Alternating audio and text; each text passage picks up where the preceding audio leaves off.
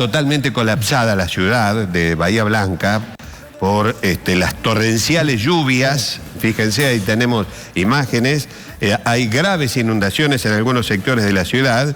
En plena madrugada hubo un diluvio.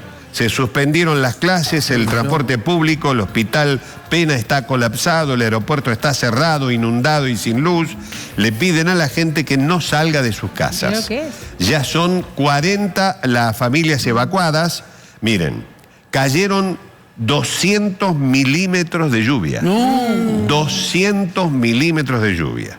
Las intensas precipitaciones que comenzaron después de la medianoche alcanzaron 200 milímetros y las autoridades municipales advirtieron sobre el riesgo de nuevos anegamientos. Mirá lo que es. Lo terapia intensiva de los bebés.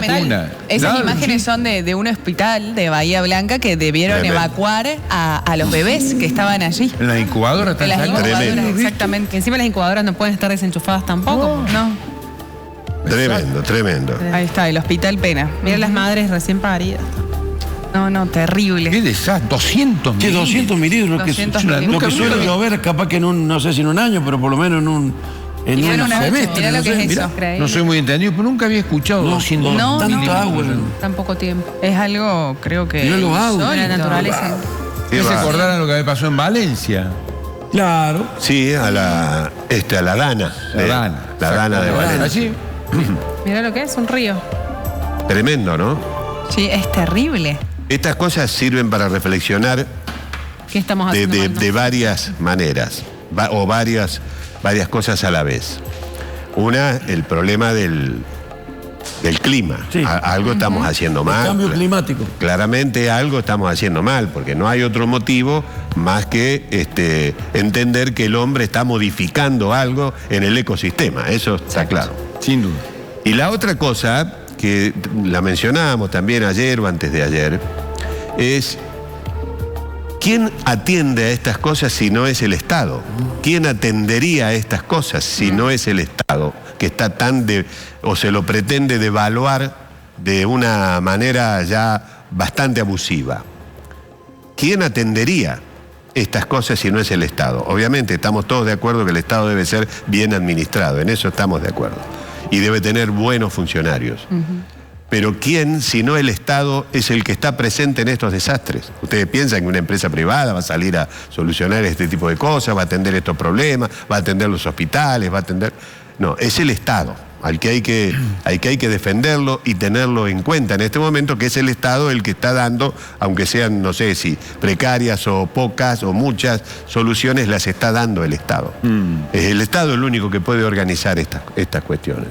Bueno, veremos lo que va a pasar hoy en Córdoba y en el resto del país, que ahí, no sé si serán de la misma intensidad, pero hay anunciado el avance de tormentas importantes. Sí, tormentas importantes, caída de granizo, fuertes ráfagas de viento que en algunos lugares podrían superar los 70 kilómetros por hora, con lo cual cuando se emite una alerta meteorológica está por algo, está para prevenir y para que estemos atentos. Y en estos momentos siempre sugerimos que si tienen que, por ejemplo, hacer un viaje o salir, chequeen, hoy que está al alcance de la mano, chequeen un minutito antes de salir si hay alguna alerta, cómo va a estar el tiempo, porque uno siempre dice, bueno, no, acá no va a pasar, a mí no me va a pasar, pero uno nunca sabe. No subestima. Exactamente, uno subestima. Para cómo las alertas son muy acertadas últimamente. Sí, bueno, están cada vez más ajustados. Muy Y las ajustadas. tecnologías las han ayornado.